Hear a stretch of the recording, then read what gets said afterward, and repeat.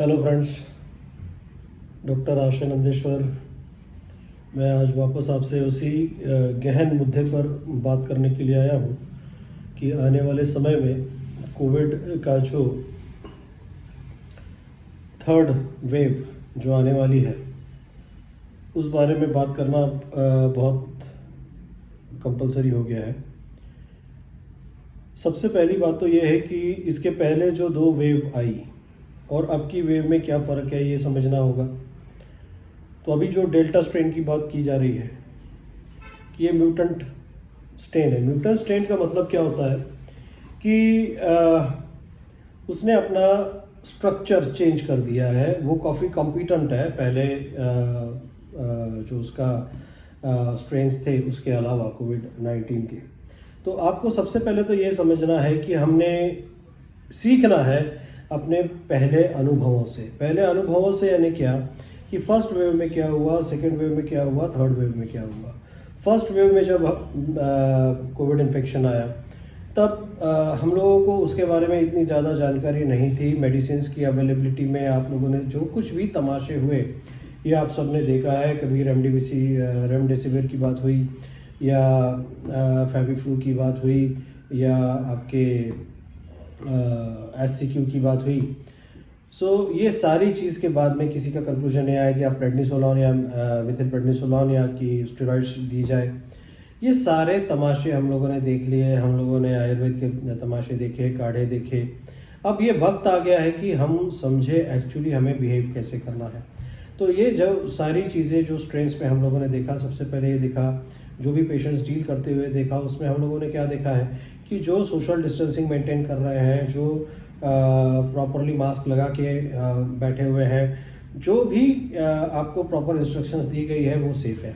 एक बात वो सेफ़ है जो सोशल डिस्टेंसिंग को मेंटेन कर रहे हैं, जो प्रोटोकॉल्स को मेंटेन कर रहे हैं, जो आपको सेफ्टी प्रिकॉशनरी मेजर्स कही गई है, जो आप सैनिटाइजर की बात की गई है, हाथ सैनिटाइज करो, धो, वो सारा चीज़ काम कर रहा है। अब दूसरी बात यह है कि काम क्या नहीं कर रहा है, हम उसके ऊपर बात करें। सबसे पहली बात दो थॉट्स आई है कि भाई आपको यदि अर्ली स्टेज में आपको यदि ट्रीटमेंट मिल जाती है, अर्ली स्टेज में यदि आप ट्रीटमेंट कर लेते हो तो क्या हो रहा है कि वो पेशेंट बच जा रहे हैं। अर्ली स्टेज में उनको ट्रीटमेंट मिल गई, ठीक है, ये बात भी सही है, ये बात भी ठीक है। लेकिन ट्रीटमेंट कौन सी, फिर क्वेश्चन आ गया, क्योंकि आपने प्रोटोकॉल से SCQ अभी बाहर कर दिया, रेमडेसिविर को बाहर कर दिया। आने वाले समय में आप वो मेडिसिन काम नहीं कर रहे करके आइवरमेक्टिन भी फिर क्वेश्चन में है। तो ये सारी चीज़ें जाने के बाद में फिर आप बोलते हो कि ये काढ़ा पीऊँ, मैं वो काढ़ा पीऊँ। आप इस पैंडेमिक को समझिए, इस वायरस के नेचर को समझिए। अभी तक के जो स्ट्रेन में देखा गया है कि जो छोटे बच्चे हैं, जो जवान हैं, जिनकी इम्यूनिटी अच्छी है, उनको कुछ भी नहीं हुआ। मेडिसिन लो मत लो, कुछ नहीं। आप बात को पहले समझ लीजिए कि यदि आपको सिम्टम्स आया, बुखार आया, आप कोविड पॉजिटिव हो, लेकिन यदि फीवर आपका उतर गया नेक्स्ट दिन, तो फिर आपने क्या करना है, आपने दवाखाने में जाके क्वारंटाइन होना है। या काफ़ी पेशेंट अभी क्वेश्चंस ये आती है, प्रैक्टिकल क्वेश्चंस ये आती है कि एक घर में 4 लोग हैं, चारों के चारों यदि पॉजिटिव है तो उनको करेगा कौन, उनको मेडिसिन लाएगा कौन, उनको ये करेगा बाकी की उनका खाना है, लाइवलीहुड्स है, ये सारी चीज़ें करेगा कौन। तो वो घूमते हैं बाहर, वो घूम रहे हैं, असिम्प्टोमेटिक कैरियर्स है, वो स्प्रेड कर रहे हैं। तो वो स्प्रेड जो कर रहे हैं उसमें हमको कुछ चीज़ें तो सीखनी है। अब सीखनी क्या है, पहली बात, मुझे टेम्परेचर है क्या, नहीं है, उतर गया, बात खत्म हो गई। जब आपका टेम्परेचर उतर गया उसके बाद आप RT-PCR के लिए जा रहे हो, रैपिड एंटीजन के लिए जा रहे हो, टेस्ट करने के पहले उतर गया और उसके बाद में आपका पॉजिटिव आ भी गया, तो आपको क्या फायदा, उससे क्या होने वाला है नुकसान। आपकी बॉडी ने उसके साथ कर लिया, जो करना था वो कर लिया। आपकी बॉडी की इम्यूनिटी इतनी स्ट्रांग थी कि उसने उसको कॉम्बैट कर दिया। पेशेंट अभी फ्री है। पेशेंट यानी वो अभी जो इन्फेक्शन हुआ था उससे फ्री हो गया है। अभी उसने क्या करना है, उसकी सोशल जिम्मेदारी है कि वो घर में रहे, लोगों से दूर रहे, क्योंकि उस समय भी वो कैरियर स्टेज में हो सकता है एटलीस्ट 10 दिन तक। तो ये सारी चीज़ों को अभी आपने समझना है कि यदि आप पॉजिटिव हो गए हो यानी आप मर नहीं रहे हो, आप मर नहीं रहे हो। ये बात को आप समझ लो। पहला, पॉजिटिव होने का मतलब आप मरने वाले हो, ऐसा कुछ नहीं है। आपको कुछ बहुत बड़ा प्रॉब्लम हो जाएगा, ऐसा कुछ नहीं। पोस्ट कोविड के बारे में हम बाद में बात करेंगे, लेकिन ये पहले आप दिमाग से निकालो कि मैं कोविड हूँ तो मैं मर जाऊँगा, ऐसा नहीं है। आपका एज फैक्टर, आपकी इम्यूनिटी, ये सारी चीज़ें काम कर रही है। कोमॉर्बिडिटी में हाइपरटेंशन वाला जो पेशेंट है, डायबिटिक जो पेशेंट है, इनमें तकलीफ़ हो रही है और इनको ही मेडिकेशन की ज़रूरत है। कब? जब उनका SpO2 डाउन हो जाए 93 के नीचे, तब। उसके बाद में आप, अच्छा, बहुत सारे पेशेंट में हम लोगों ने क्या देखा कि यदि आपके 10 दिन हो गए, 12 दिन हो गए हैं, तो उसके बाद में आप ऑक्सीजन लेवल को 97 पे मेंटेन रखो, पेशेंट बच जाएगा। पेशेंट बच जाएगा यदि उसमें कोमॉर्बिडिटी नहीं है, मरने वाले कोई फैक्टर्स अवेलेबल नहीं है, कैंसर नहीं है, हार्ट की कोई डिसऑर्डर नहीं है, बिंदास रहिए, ओल्ड एज नहीं है, आपको कुछ नहीं होने वाला। ये लिखित आप ले लीजिए। बहुत शांत रहना इस समय ज़रूरी है। इम्यूनिटी कैसे बढ़ाए? अंडा है, एक अंडा तो आप खा सकते हो, रोज एक अंडा खा सकते हो, चिकन खा सकते हो, आराम से खाइए।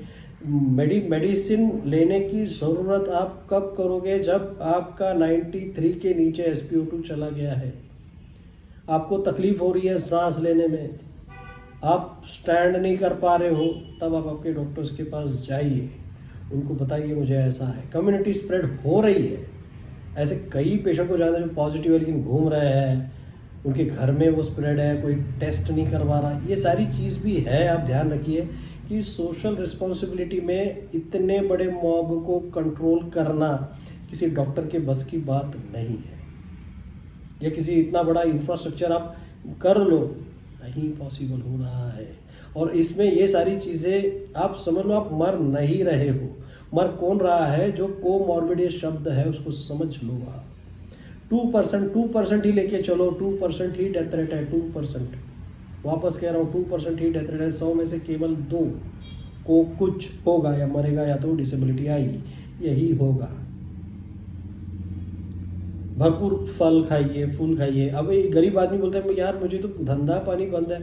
यार बराबर है, उसका धंधा पानी बंद है, वो कैरियर है, क्या करोगे आप? वो जा रहा है बाहर, वो भी स्प्रेड कर रहा है। तो यदि आप ओबेस है, ओबेसिटी एक है, डायबिटिक एक है, कैंसर है, अपर रेस्पिरेटरी कुछ आपको यदि प्रॉब्लम है, आपको हाइपरटेंशन, कार्डियक डिसऑर्डर है, ऐसे में आप आपके डॉक्टर से कंसल्ट करिए। फिर बोले हम आयुर्वेद से ठीक हो जाओगे। भैया 98% कुछ नहीं लोगे तो भी ठीक हो जाओ। जिस आदमी को बुखार आके चला गया, पॉजिटिव आया, मैंने उसको केवल फॉलिक एसिड दिया है, कुछ नहीं दिया, आइवरमेक्टिन भी नहीं दिया। They are still alive without any medications. Fact बता रहा हूँ आपको बात। कोमॉर्बिड पेशेंट को छोड़ दीजिए, लेकिन उनको मैंने केवल फॉलिक एसिड दी, बुखार उतर गया, कोई लेना देना नहीं है। बुखार चढ़ा हुआ है, पैरासेटामोल 10 रुपये की 10 गोलियाँ, पैरासेटामोल 10 रुपये की 10 गोलियाँ लीजिए। SpO2 यदि आपका नॉर्मल है तो स्ट्रेस और टेंशन मत लीजिए। Social distancing, mask